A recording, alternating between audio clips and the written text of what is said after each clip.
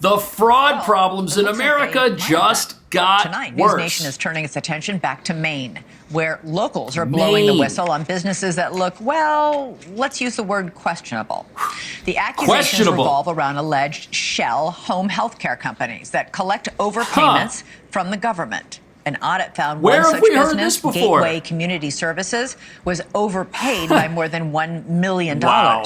Now authorities want to know what's been going on. We're here in Portland, Maine. We found of the businesses that are registered in here, of the 20-something businesses, 10 of them are home health care businesses. As you can see, what are the odds? Prestige Home Care, Bright Star Home Care, this is the same scam. Support, 5 Stars Home Health Care, Prime Home Care, LLC. Signs are falling It's a trend we saw in Minnesota, one that the Minnesota House Oversight Committee on Fraud tells News Nation is a giant red flag. Large clusters of healthcare providers in one location. This building right behind me has 22 different home and community-based healthcare companies registered in the building. What are they all doing Inside this Portland office building, owner Ron Nevins agreed to speak with us. I think I got 10 healthcare companies, which is probably about half, maybe a little less than half of this building. Healthcare, Look at this. home healthcare. I didn't even know what home healthcare was. Do you think these businesses are actually legit businesses? Some, yes, but some I highly question. Wow. Nobody's ever here, and if it was 1 or 2 or 3 or 4, but when there's 10, I've had as many as 12 or 13 probably before. The landlords in America renting these places out, they're the ones that could blow the lid off this whole thing. I took the sign out the door because I'm trying to rent the office. A state audit found that 5 Star Home Health Care overbilled Maine's Medicaid by nearly $400,000, according to documents obtained by the Maine Wire.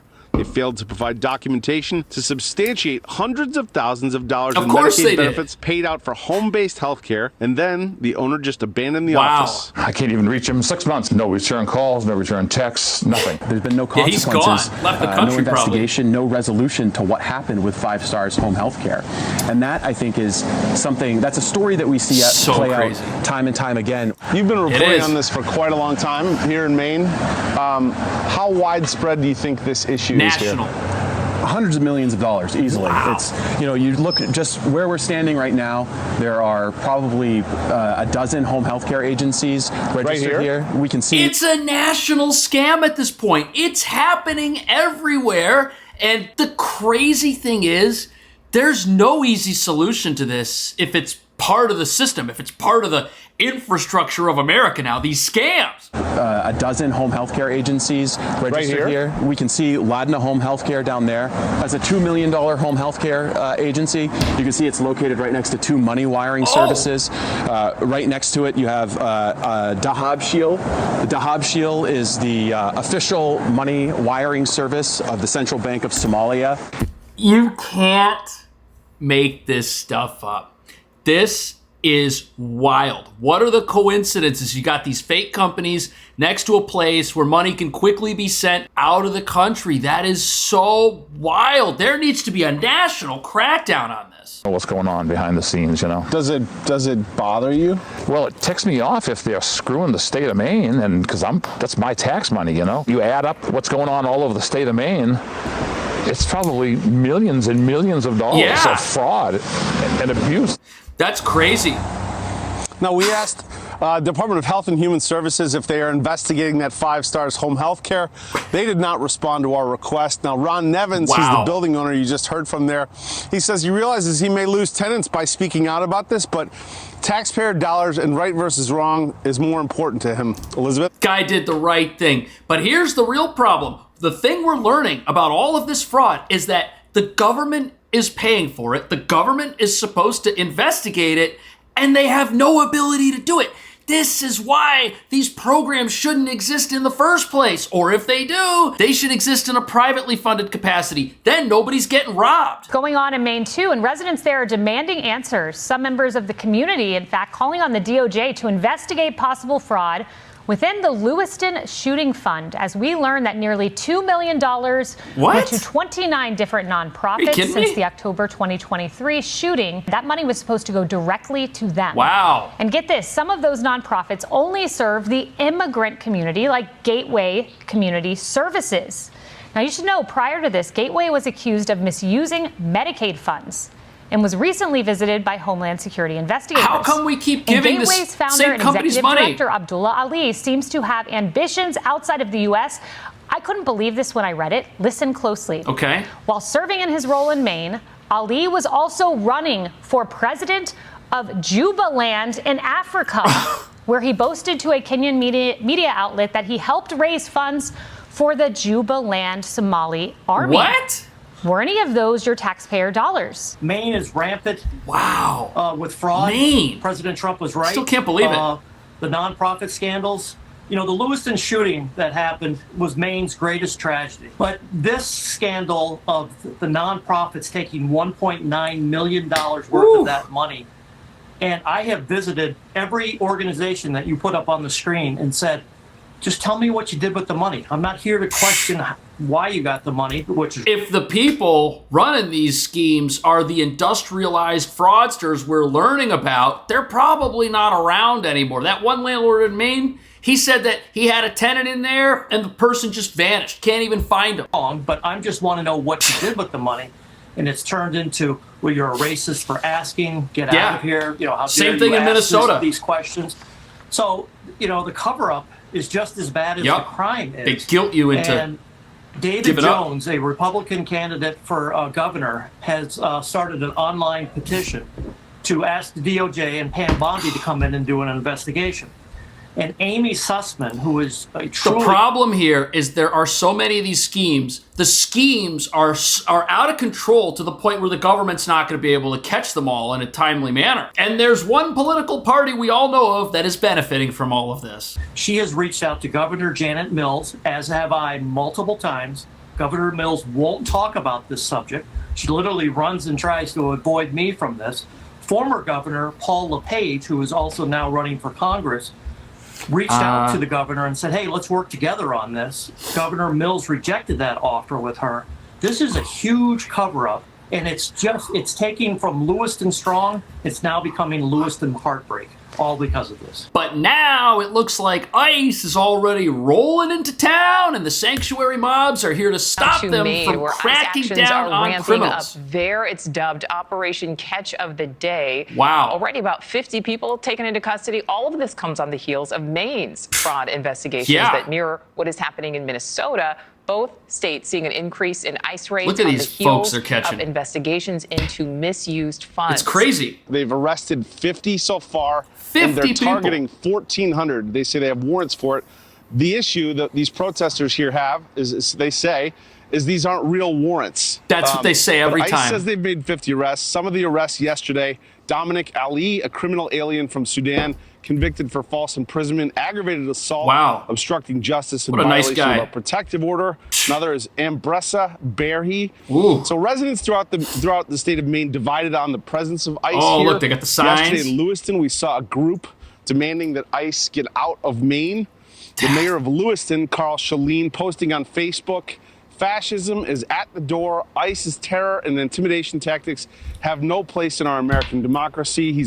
Yet by sticking up for fraudsters and scammers and people who defraud our country by coming into it illegally, the American democracy is being destroyed. It's being defrauded from coast to coast now. And these people that are out there protesting the federal government at every turn, they don't understand. They're sticking up for the thing that is robbing all of us. Oh, the governor. Let's hear from her. To the federal government, I say this. If your plan is to come here to be provocative and to undermine the civil rights of Maine residents, do not be confused. Are you kidding me? Those tactics are not welcome here. She's just like Tim Walz. Secretary of State here, Shanna Bellows, posted on X, what ICE is doing now in Maine is unconscionable. They are here to stoke fears, play political games, and try to destroy the Maine spirit. A city councilor here in Portland took it one step further. Oh, yeah? But because of, an agenda of white nationalism and might makes right. There it is. We're hearing everything we heard in Minnesota when that fraud scandal was first uncovered. What was the first thing we heard? We heard there's no illegal immigration here. There's no fraud here. Tim Walz knows about it. He's already dealt with it. He's already sent scammers to jail. If ICE and the federal government want to come here, they're going to find nothing. These people are telling us all the same things. And what did we learn in Minnesota? We learned that pretty much every local politician was on the take somehow with these scammers. They were throwing fundraisers in the scammers' fake restaurants. I wonder what we're going to find here. We now have a war on our streets.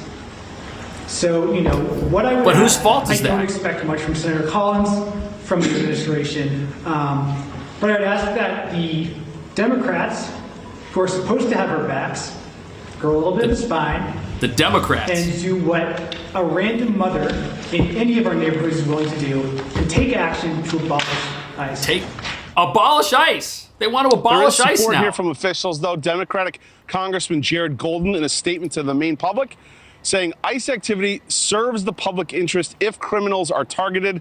And the mayor of Portland here challenged the need for a, quote, paramilitary approach, but advised residents let ICE do their job. I will remind the public, allow officers to do their work, do not obstruct. The best thing you can do is to be the best possible witness should the facts that come before you are needed by any future investigation. Okay, hopefully we don't have total chaos like we do in Minnesota. This is not what Minnesota's leaders say. And this is an outrage. This is an insult to every blue-collar Mainer that works hard, that gets up and goes to work in the morning. This is an absolute insult to them. He's a Republican. That the Democrats in control of our state let this go on so long. This isn't a new story. No. This is something we have known about. This is something that the state itself, the DHHS, has known about through program integrity audits. It's the same thing in Minnesota. I can't believe it. I know I've said that several times, but all the writing was on the wall before this made the news and went national. The government should have known about it. It's the locals that are in these places that just let the fraud schemes go on. And as we saw in Minnesota, there's only one political party who was supposed to take action on this and never did. It's the party that's in power. There are over 5,000 entities that bill our state. And this is one of the biggest, it's the single biggest part of our state budget. So we are deeply concerned. This is an insult to the working people of Maine who punch the time card, who get up in the morning, who go to work every day, pay some of the highest taxes in the nation, some of the highest electric rates in the nation. And they're now realizing all they had to do was set up a fraudulent daycare. And that was the path to being a millionaire. And the crazy thing about this is it's not like it was just some Minnesota secret. It's something that works in every deep blue state, every sanctuary out there. Look at this. The federal government is now saying it's a $46 million scam going on here in Maine. This is ridiculous. And I want to get your reaction, your statement to taxpayers, because Republicans are now demanding investigations into other sectors at the same time. Some in your party claiming this goes beyond health care. It probably does. How do you believe fraud everything at the scale we're talking about could go unchecked? Or if it was because someone benefits, that there wasn't any movement significant enough to make some inroads because people are getting paid, they're getting votes. What do you want to say to the tax-paying citizens you represent as we're now searching for answers? That's the answer, just like Minnesota. I want to say to the people of Maine, you need new leadership. We've been under one-party control, the Democrats. They control the House, the Senate, and the governor's office. Wow. This fraud goes back years. It's their fraud. This is now. not a new thing. They have just recently stopped paying this organization. But these program integrity audits from the state, from the DHHS, go back years. Yeah. And we've been asking, what are you going to do about this? Nothing. Are you going to recoup the money? Are you going to stop payments? Are you going to do anything? So meanwhile, these people had fraudulently billed in the millions of dollars. They were still getting paid by the state. So essentially, nothing was being done. That's crazy. It begs the question, why? Why was nothing done? I think the answer is so obvious. We all know what the answer is. We know that the folks that set up these scams and run these programs that are getting all of this government money, they promise these elected officials that they will go rally the troops when it's an election year or when it's time to get votes or support for something. And in turn, what are the politicians supposed to do? Set up more programs that help the community, right? That's what this is. It's so simple. It's one hand washing the other, and it's a fraudulent operation from start to finish. It certainly does. And you can understand the frustration. And I'm curious that if there was even knowledge about this, how this wouldn't rise to the level of action at some point across the years that you were talking about. I wanted to ask you about the political aspect of this as well, because you had the State House Speaker and Senate President, both Democrats. They've said that the fraud allegations have to be taken seriously, but that any investigation needs to be grounded in evidence, clear standards, due process, not politics. At the same time, a number of your colleagues they were buying time. Remember, who was supposed to be Vice President of America? It was supposed to be Tim Walz. And now we're learning a little bit more about why he was the best choice, why he was nominated to be the vice president. Why? Because he's the king of fraud over there in Minnesota, and with him in charge of the country in some respect, who do you think was going to be able to squash these investigations? Who do you think was going to be able to enable more fraud throughout our country? Who do you think it was who was going to put a lid on all this stuff so that the American people never found out? The Democratic governor, Janet Mills, for the potential fraud going unchecked. So crazy. How do you view her handling of the investigation? Do you believe there is intention on the Democratic side to get to the bottom of this and to work in unity with your side to get something done here? Wow. Yeah, it's pathetic, really, to start making comments like that now, when last winter in a floor speech, I brought this all to light in front of everybody, spoke to the speaker, spoke to the just podium. When you think said, it's only me two states. When we were in the middle of a big budget battle where we were calling for something to be done about this fraud, for some fiscal responsibility, I said, Mr. Speaker, we can get it done. I have this letter with these questions that I've sent to the governor's office that we need answers to. Help me. I'll give you the letter. I gave him the letter. I gave it to all the Maine media. This is just incredible. We're looking at an industrialized scam that has taken over our entire country. The people running this stuff, these folks are the real deal. They know how to get money out of the government. They know how to keep getting that money, and they know how to make these companies and set up these businesses. It's probably happening in every single state that's out there. These schemes are not a secret anymore. And the more of them that get uncovered, the more of them we're going to find. Even if they all get shut down in Maine, these scammers could run off to another state, open another scam company, and start the same thing. It's because the federal government can't be trusted to administer and dole out the money of the American people. That's what we're learning here. We can't trust the federal government, whether it's Trump's government, Biden's government, doesn't matter. We can't trust them because they do not have the ability to audit these programs. They do not have the ability to stop these scams. They don't have the ability